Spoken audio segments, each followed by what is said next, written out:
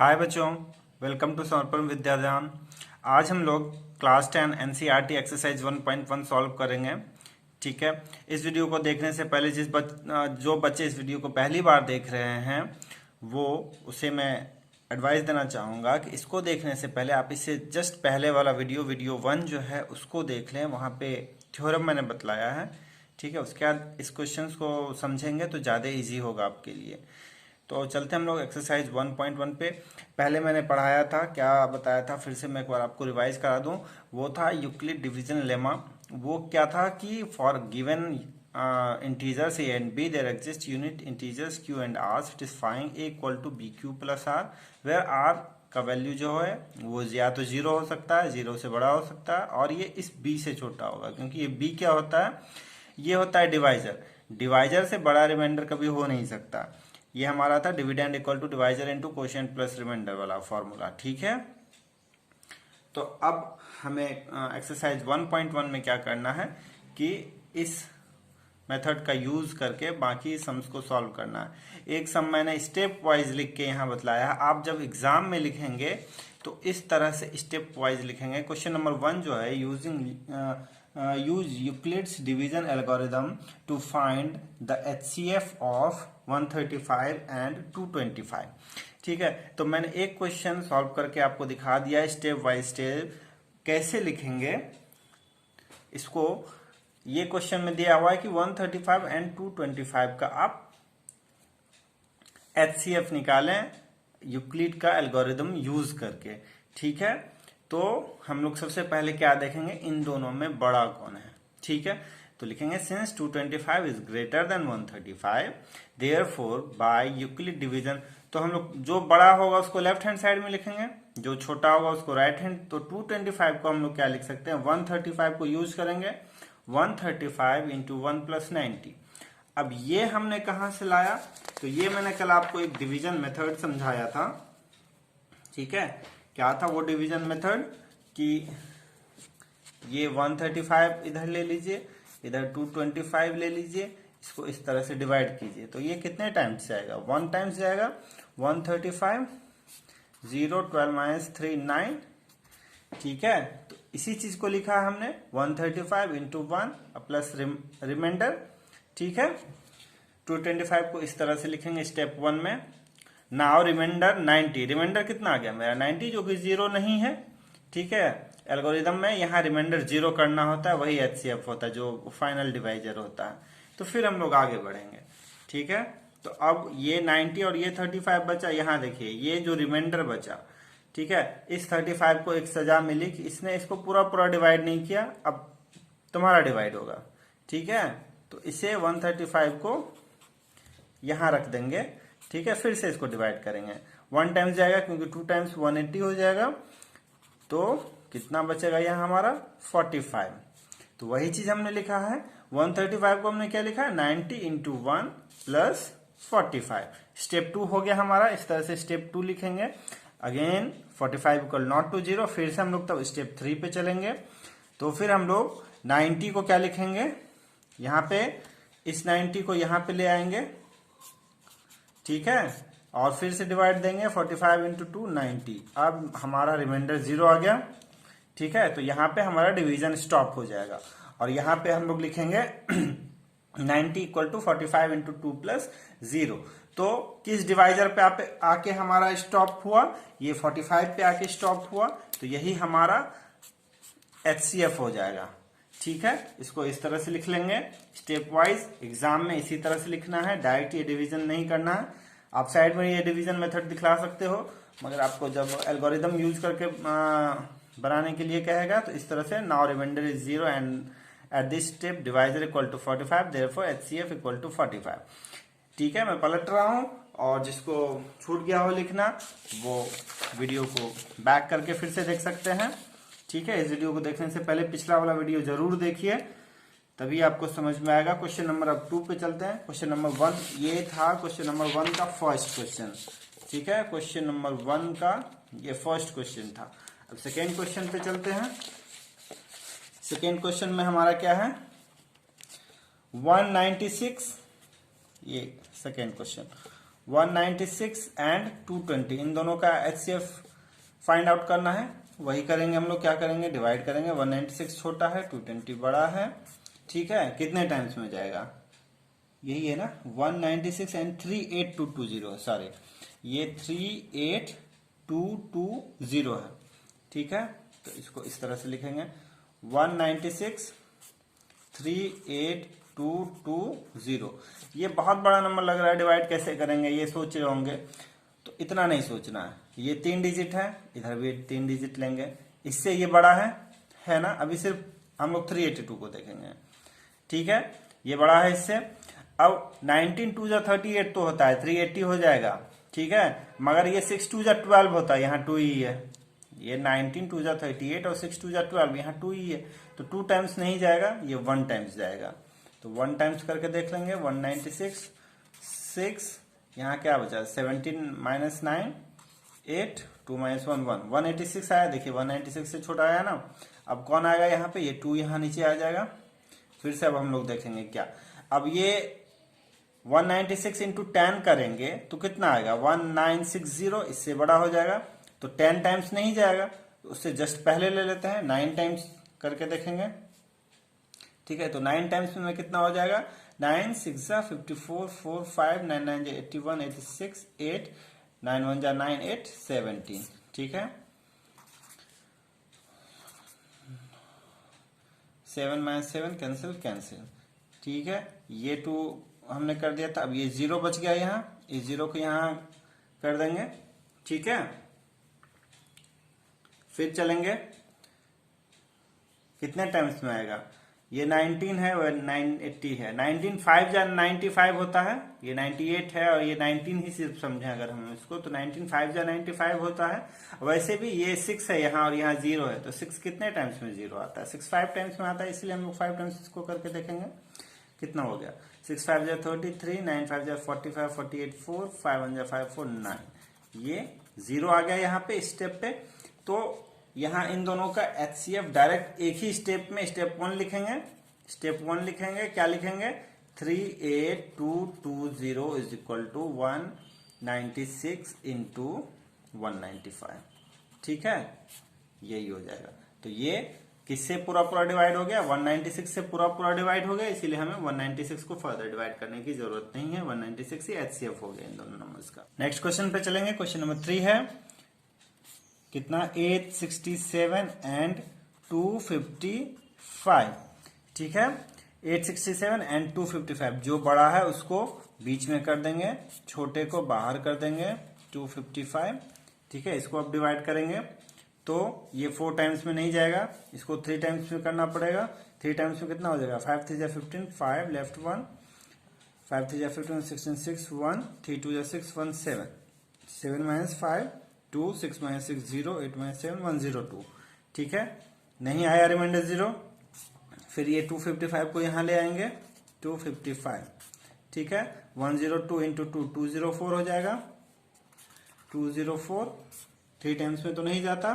5 minus 4 1, 5 minus 0 5, ये cancel. फिर 102, ये कितने टाइम्स में चला जाएगा, वो 2 टाइम्स में, यहाँ रिमाइंडर 0 आ गया, ठीक है। तो ये 51 वाले स्टेप पे क्या हुआ, हमारा रिमाइंडर 0 आ गया, तो ये HCF 51 आ गया। इसको हम लोग कैसे लिखेंगे स्टेप में, स्टेप 1 लिखेंगे, इसको क्या लिखेंगे, 867 is equal to 255 into 3 plus 102, ठीक है। स्टेप 2 में क्या लिखेंगे, 255 is equal to 102 into 2 plus 51, ठीक है। फिर नहीं हुआ, फिर स्टेप 3 में लिखेंगे। स्टेप 3 में क्या लिखेंगे, ये 102 is equal to 51 into 2 plus 0, ठीक है। तो इस स्टेप पे रिमाइंडर 0 आ गया, स्टेप पे डिवाइजर हमारा क्या है, 51 है, तो HCF इज इक्वल टू 51, इस तरह से हम लोग लिखेंगे। क्वेश्चन 2 में चलते हैं अब हम लोग। Question 2, so that any positive odd integer 6 cube plus 1, हमें कह रहा है कि कोई भी जो ऑड इंटीजर होगा वो इस फॉर्म में होगा, 6 cube plus 1, 6 cube plus 3, 6 cube plus 5, इसी फॉर्म में होगा। कोई भी ऑड इंटीजर होता है, ठीक है, तो हम लोग कंसीडर कर लेते हैं, मान लेते हैं कोई भी एक इंटीजर है, any integer, let us consider any integer n equal to 6q plus r। कोई भी इंटीजर हम लोग मान लिए, ठीक है, हमें नहीं पता यहाँ 1 3 5 होगा या 2 4 6 होगा, कुछ भी होगा, ये हमें नहीं पता है, ठीक है।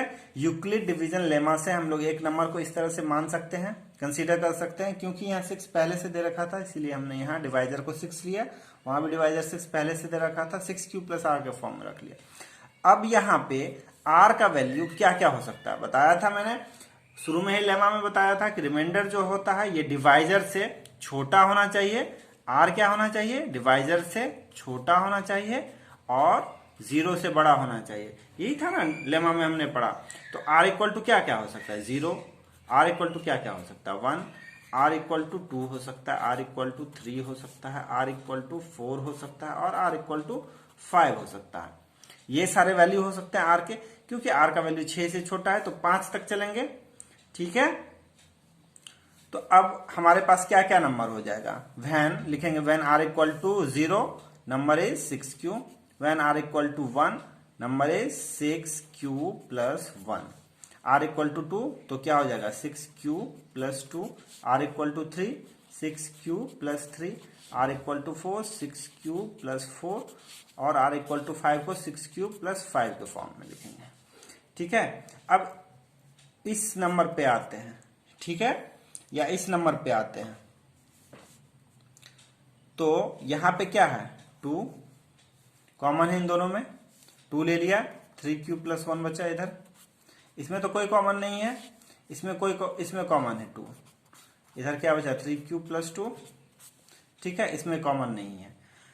अब इसको और उसमें सेकेंड और फोर्थ में हम लोग क्या देख लेते हैं कि ये और ये जो था इसमें हमारा 2 एक मल्टीपल आ गया, यानी कि ये इवन नंबर होगा, ये तो ऑड नहीं हो सकता, इसीलिए ऑड होने के लिए हमें क्या चाहिए 6q प्लस 1 6q प्लस 3 और 6q प्लस 5, ठीक है। इस तरह से इसको हम लोग लिख लेंगे।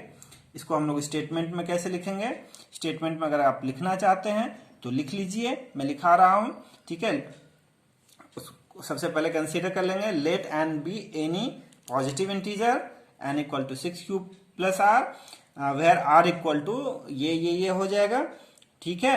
अब if r equal to 1 then n equal to 6q, r equal to 2 n equal to 6q plus 1, इस तरह से r के हर एक वैल्यू पे n का हर एक वैल्यू लिखेंगे, फिर इस तरह से कॉमन लेके दिखा देंगे कि ये दोनों इवन हो गया, ये दोनों 2 का मल्टीपल है, ठीक है। तो इसीलिए अब जो बचा ये सब ऑड बचा, तो any positive odd integer is of the form 6q plus 1 6q plus, ये भी 2 का मल्टीपल है, इसीलिए ये नहीं होगा, 2 इंटू 3q लिखेंगे, ठीक है, ये भी नहीं होगा ऑड के लिए ये होगा 6q plus 1 6q plus 3 6q plus 5। इस क्वेश्चन को हम लोग समझ गए। नेक्स्ट क्वेश्चन में चलते हैं, क्वेश्चन नंबर 3।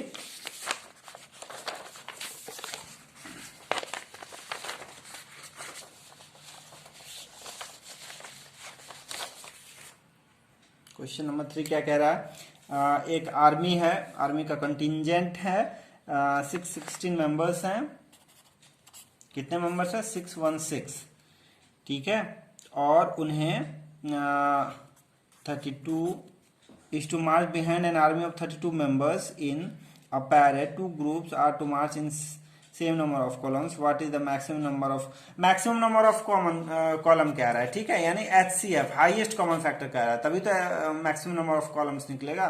तो 32 और 616 का HCF हम लोग फाइंड आउट कर लेंगे, ठीक है, 616 का HCF, और ये यूक्लिड एल्गोरिदम को यूज करके करेंगे, स्टेप 1 स्टेप 2 स्टेप 3 लिखेंगे, इसको इस तरह से हम लोग डिवाइड कर लेंगे, ठीक है। इसको सॉल्व करके आप लोग हमें व्हाट्सएप करेंगे, कमेंट करेंगे, ठीक है।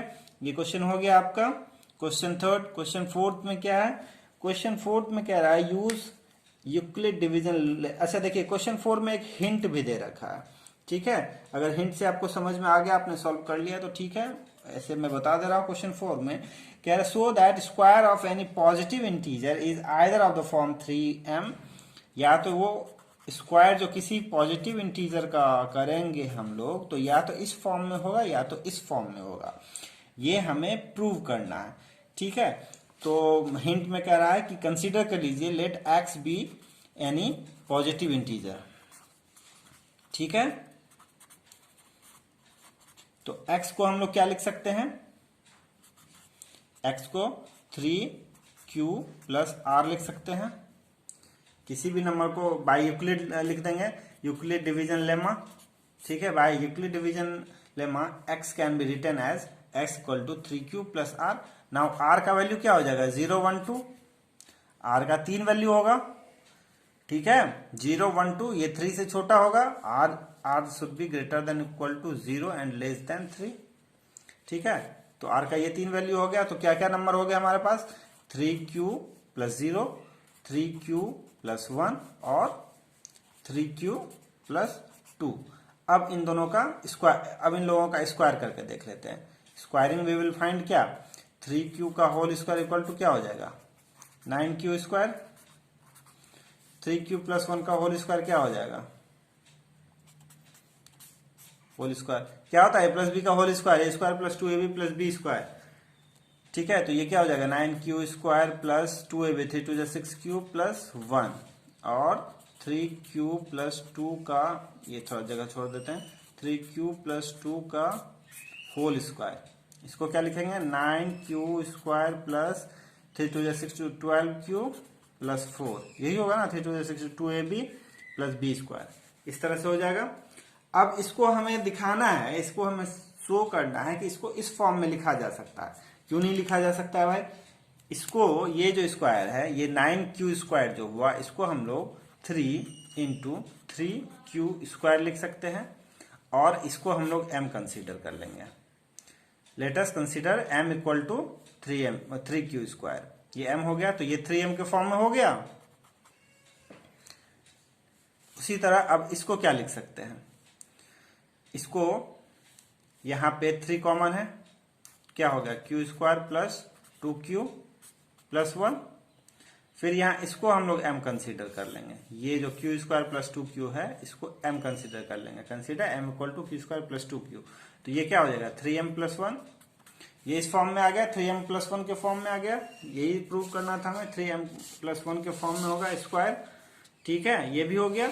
और थर्ड में क्या करेंगे, यहां देखिए, ये क्या है, अब इन सब में से इस 4 को हम लोग क्या लिख सकते हैं, 3 प्लस 1 लिख सकते हैं। तो ये 3 यहां आ गया, यहां आ गया, यहां आ गया। इस सब में से 3 कॉमन ले लेंगे तो क्या बचेगा, 3q square plus 4q plus 1 और ये प्लस ये 1। ये 3 यहां पे आ गया, 3 1 जा 3। ठीक है, इसके साथ आ गया 3 और ये 1 बाहर में रह गया।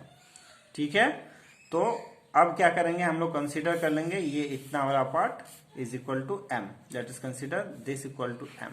तो ये क्या हो जाएगा, 3m प्लस 1 के फॉर्म में, हेंस प्रूव्ड। ठीक है, क्वेश्चन नंबर 5 समझ गए।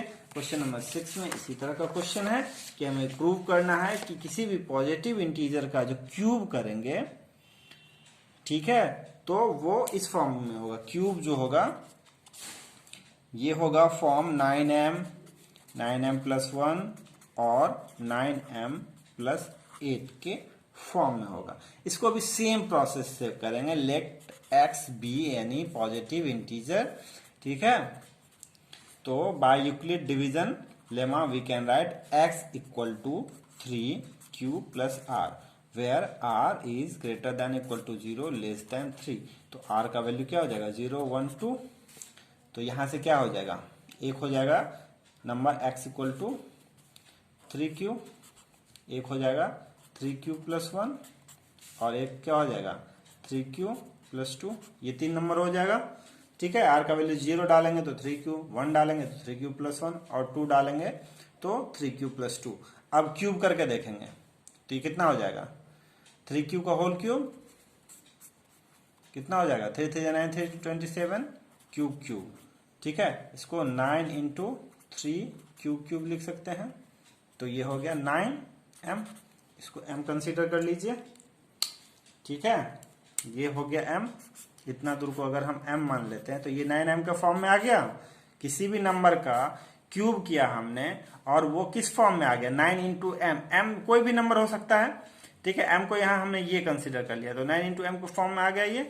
तो ये प्रूव हो गया। अब दूसरा वाला करके देखते हैं, इसको क्यूब करके देखिए। 3q प्लस 1 का क्यूब क्या होता है, a प्लस बी का क्यूब क्या होता है, a क्यूब ए क्यूब, अच्छा आपको ए क्यूब मतलब इसका cube 27 q cube plus b cube मतलब 1 plus 3ab 3 into a into b, 3 3 जा 9 into 1 9 cube into a plus b, यही होता है ना ए प्लस बी का होल क्यूब। ये कितना हो गया 27 क्यूब क्यूब प्लस 1 प्लस 9 3 जा 27 क्यू स्क्वायर प्लस 9। हमें किस फॉर्म में प्रूव करना है 9m प्लस 1 या 9m या 9m प्लस 8। तो इन सब में से 9 कॉमन ले लेते हैं, ठीक है। तो ये कितना हो जाएगा 3 क्यूब क्यूब, इस 1 को छोड़ देते हैं अभी के लिए, इस 1 को हम लोग बाहर में लिखेंगे, ठीक है। तो ये 3q स्क्वायर हो जाएगा और प्लस 1 हो जाएगा, और ये बाहर में प्लस 1 हो गया। अब क्या करेंगे हम लोग, इसको m कंसीडर कर लेंगे, consider m equal to this. तो ये हो गया 9m प्लस 1 के फॉर्म में, ठीक है। और थर्ड में भी इसको भी क्यूब करके देख ही लीजिए, इसको क्यूब करेंगे तो क्या होगा a क्यूब मतलब 27 q cube plus b cube मतलब 2 क्यूब मतलब 8 प्लस 3ab 3 इंटू a मतलब 9 क्यू इंटू b मतलब 18 क्यू होगा ना, 3 इंटू दिस, ठीक है। 10th के बच्चे हैं, इतना तो समझिएगा। 3ab, ठीक है, 18q इंटू 3q प्लस 2, कोई दिक्कत नहीं। इसको कैसे लिखेंगे हम लोग 27 क्यू क्यूब प्लस 8 प्लस 18 3 जा 54 क्यू स्क्वायर प्लस 18 2 जा 36 क्यू। अब देखिए 9 इसमें भी आ रहा है, हमें 9m के फॉर्म में लाना है ना, तो 9 कहाँ कहाँ आ रहा है देख लेंगे। यहाँ आ रहा है 9 और यहाँ आ रहा है, ठीक है। एक 8 रह गया बाहर, 8 को बाहर ही छोड़ देंगे।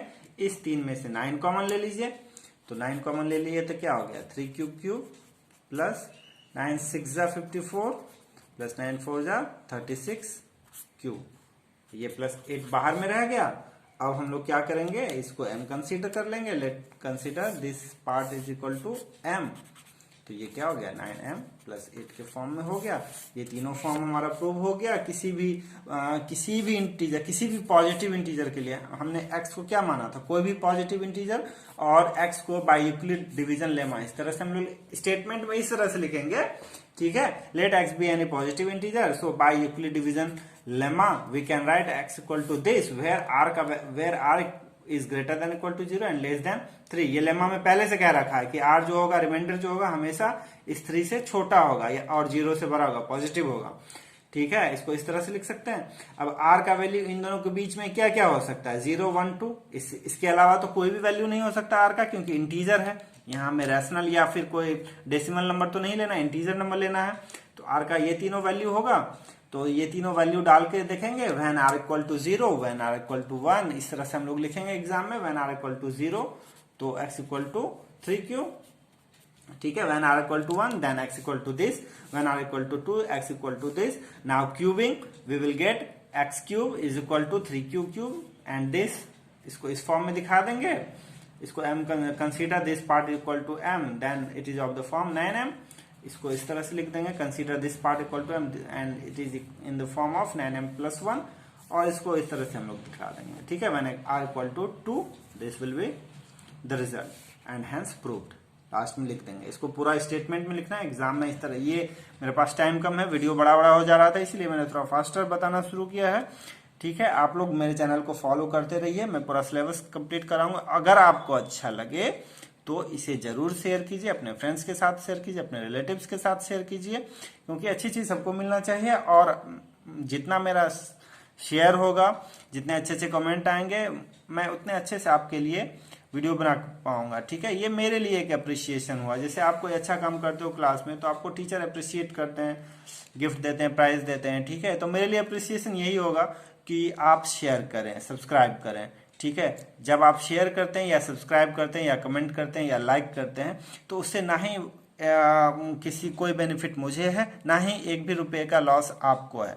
बट मुझे इतना ही बेनिफिट है कि आप के इस शेयर सब्सक्राइब से मुझे थोड़ा तसल्ली मिलती है कि मैं जो पढ़ा रहा हूँ बच्चों को समझ में आ रहा है, बच्चों के लिए यूजफुल है, बेनिफिट है, ठीक है। तो अगर आपको ये पसंद आए तो जरूर इसको शेयर कीजिए अपने फ्रेंड्स, रिलेटिव जो भी हैं, जहाँ भी 10th के बच्चे हैं, जहाँ भी बोर्ड के बच्चे हैं, उनके साथ शेयर कीजिए। कहिए कि एक नया नए टीचर आए हैं, समर्पण विद्यादान में इस तरह से पढ़ाया जा रहा है, ठीक है। और पूरा सिलेबस एग्जाम से पहले कंप्लीट किया जाएगा, उनके साथ शेयर कीजिए, ठीक है। Thank you.